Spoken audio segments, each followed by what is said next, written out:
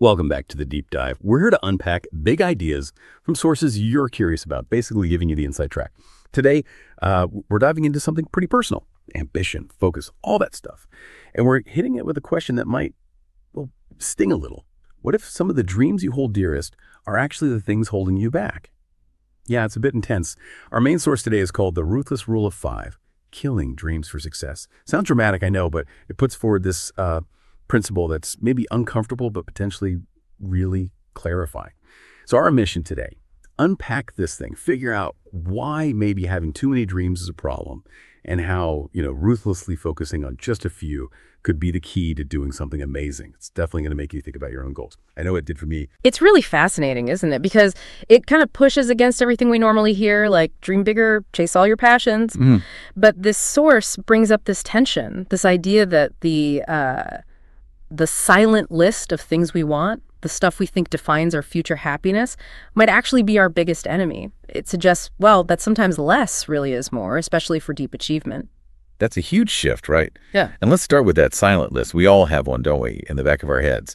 Maybe it's traveling the world, or writing that novel, starting a company, getting really good at an instrument, or just, being financially secure, maybe something quieter, like having a peaceful home life. They all sound great.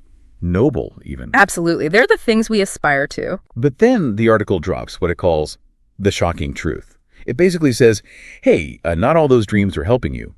Actually, a lot of them. They're your enemies. Right. Think about that for a second.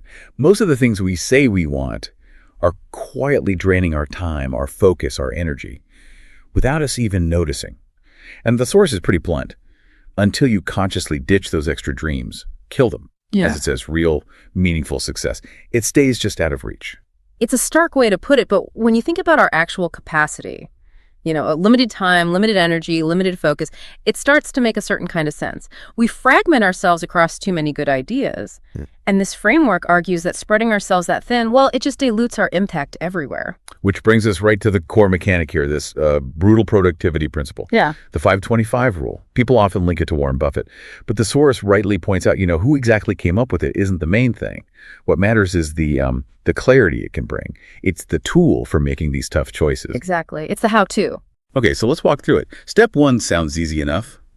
Write down 25 things you want in life. Just picture yourself doing that now. Grab a piece of paper, open a note, whatever, and just let it rip. Don't filter it. What are those 25 things you really, truly want to do or be or have? The article gives examples we can all relate to, right? Like start my own business, visit 50 countries, be financially free, buy my parents a house, write a bestseller, get really fit, learn guitar, speak 5 languages, run a marathon, meditate every day. You get 25 down and you probably feel kind of pumped, right? Like, wow, this is my life plan. But the source warns, okay, this is where the danger begins. Yeah, that initial buzz wears off fast when you hit step 2. Yeah. Rank them by importance. And the source nails it here, saying it sounds simple, but it's absolutely brutal. And it is brutal because ranking properly means making sacrifices. It means admitting, maybe just to yourself, that not all dreams are equal. They can't all be number one. You just can't prioritize everything equal. Exactly. The source throws out these tough dilemmas like, okay, honestly, do you want to run that marathon more than you want to start your business? Or is learning French really more important than writing that book you keep talking about? 6-pack abs or financial freedom? Which one truly wins right now? Each decision, it says, is like a micro-death for a dream. A little letting go. But that's where the clarity comes from. It really forces you to get honest about what truly deeply matters most, doesn't it? When you see them all laid out like that. That ranking process sounds incredibly difficult. And then comes the real shocker. Step 3, keep the top 5. Forget the other 20. So you identify those absolute top 5, the ones that really light you up, and you commit everything to those. But the other 20, this is the crazy part. They're not just nice to haves or maybe laters. The source literally calls them deadly. Deadly. Wow. It's not just about ignoring them. The point is, these 20 are seductive. They're good goals. They seem worthwhile. Maybe they are worthwhile in isolation, but they aren't powerful enough to truly change your life. And here's the sneaky part. They give you this illusion of making progress, of being busy and productive, while they're actually secretly stealing your focus from the things that could really move the needle. The source says, it's not your worst habits that destroy you. It's your second best choices.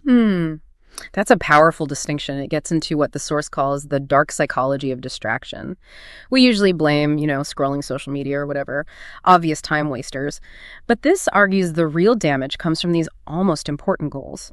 Second best choices. They feel productive, they feel worthy, but they just pull you in too many directions at once. Big picture, it's about how sneaky these good enough goals can be. They're just good enough to grab our attention, but not good enough to be our absolute top priority. And the source gives really clear examples of how this plays out. Like you start a blog, but you also kind of try to do YouTube on the side. Or you hit the gym hard for 2 weeks, but you're also trying out 3 different meditation apps. Or maybe you're working on your startup idea, but you're still kind of applying for jobs just in case. What happens? You end up with, as the source puts it, half-built bridges to nowhere. Lots of starting, not much finishing. It's not about not working hard enough. It's about the effort being scattered. It's a really sobering idea, isn't it? That most people don't fail because they lack talent or time or even opportunity.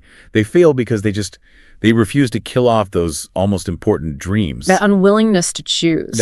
Exactly. They want to keep all the doors open. Which leads us neatly into this idea of the ruthlessness of success. The article doesn't pull any punches here. It says, winners are ruthless. And the examples really drive it home. Think about Steve Jobs. He didn't try to build 50 different things. He focused like a laser on a few core products. Changed everything. Usain Bolt, did he dabble in swimming and basketball? No. He mastered sprinting. Became the best ever. J.K. Rowling, did she write a sci-fi novel, a romance, and a kid's book all at once? Nope. She poured every ounce of herself into one world.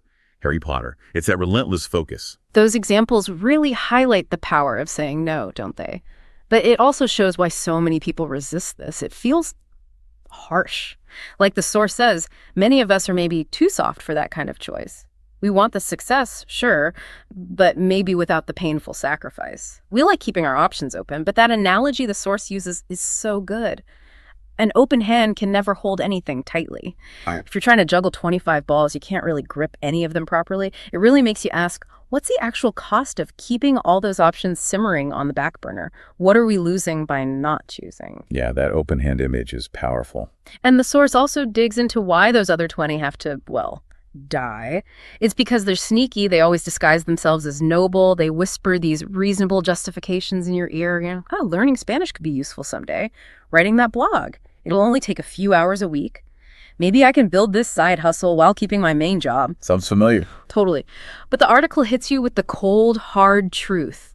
Every hour they steal from your true priorities is an hour you never get back. And that final line, it's chilling. The graveyard of broken dreams is filled with people who chase 25 goals instead of mastering 5. Oof. Graveyard of broken dreams. That definitely makes you pause and rethink things. Okay, so given that stark picture, how do we actually do this? The article lays out a pretty clear 5-step action plan. Very practical. 1, make the list. Just do it. Write down those 25 life goals. Don't censor. Get them all out. 2, rank them. This is the tough part. Force yourself to choose what really matters most. Be honest. 3, circle the top 5. These are it, your North Star, your main quest. 4, and this is critical, burn the rest. Don't just shuffle them to the bottom of the list. The source is bury them, delete the file, make a promise to yourself these 20 are off the table. They're not later, they're never, or at least not until the top 5 are done. And step 5, obsession mode. Pour everything, every single ounce of energy into those top 5 until they become real. It's about total commitment. That process forces the issue, doesn't it? And it leads right into what the source calls the painful truth. You can do anything, but not everything. That hits hard, because it means your life is finite. Every day, every hour you spend scattering your energy on things outside those core 5, you're literally trading away bits of your future. You're diluting your potential for doing something truly great. And I love this thought from the source. The world will never punish you for chasing too little. It will punish you for chasing too much. It suggests that real failure often comes from overextension, not under-ambition. So if you really want to achieve something extraordinary, you have to choose. And choosing in this framework absolutely means killing off the distractions, even the appealing ones. Wow.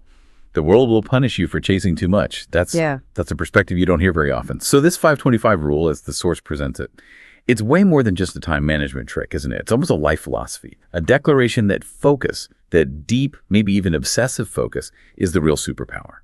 So the big question is, what does this mean for you listening right now? Well, I think the core takeaway, according to the source, is pretty clear. the gap between extraordinary results and just, average outcomes. It's often not about raw talent or intelligence or even luck.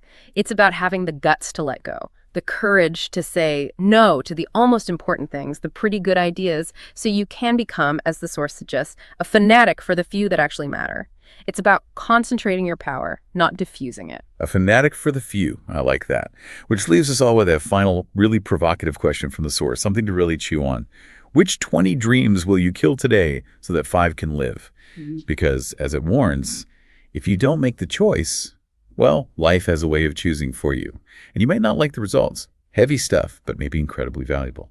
Thanks for joining us for this deep dive into the ruthless side of focus. We hope it's given you something powerful to think about. Until next time, keep digging deeper.